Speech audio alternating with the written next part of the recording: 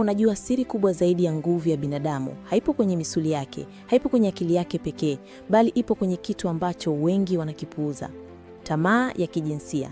Lakini sikiliza vizuri, Napoleon Hill anasema ukiweza kubadilisha tamaa hii kuwa nguvu ya ubunifu, unaweza kujenga utajiri, mafanikio na hata urithi usioisha.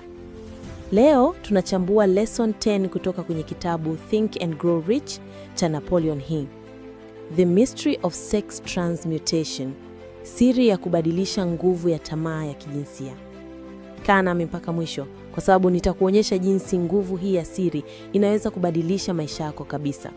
Usisahau kusubscribe hapa Fikra Chanya. Kila wiki tunavunja siri kubwa za vitabu na mafanikio ya maisha. Hebu tuanze kwa kujua nini maana ya sex transmutation.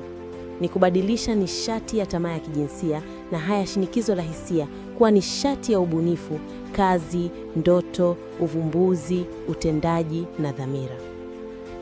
Napoleon Hill aliandika jambo lenye nguvu sana.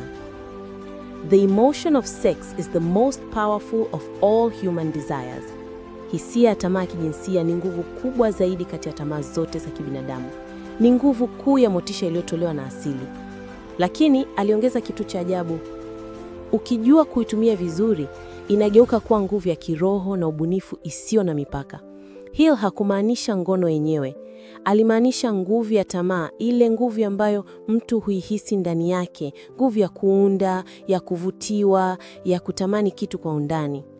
Watu wengi huishia kuitumia vibaya na matokeo yake ni tamaa, msongo au utegemezi wa hisia. Lakini wale wachache walioelewa siri hii waliigeuza kuwa nishati ya ubunifu, motisha na uthubutu wa mafanikio.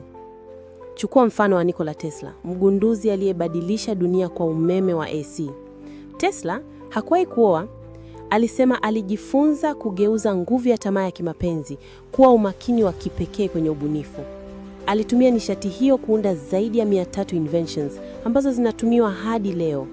Hiyo ndiyo Hill aliita sex transmutation, kubadilisha tamaa kuwa nguvu ya ubunifu.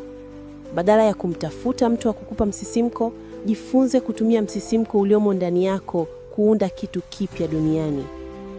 Nguvu hii ni kama moto. Ukiacha uangamize, unateketeza maisha. Lakini ukijua kuweka kwenye tanuri sahihi, unatoa mwanga, joto na mafanikio. Watu wachache wanajua siri hii. Wanajua kwamba kila tamaa, kila msisimko ni mwaliko wa ubunifu, na wanaitumia kuandika vitabu, kubuni biashara au kujenga maono makubwa. Kwa sababu Hill alisema, within every desire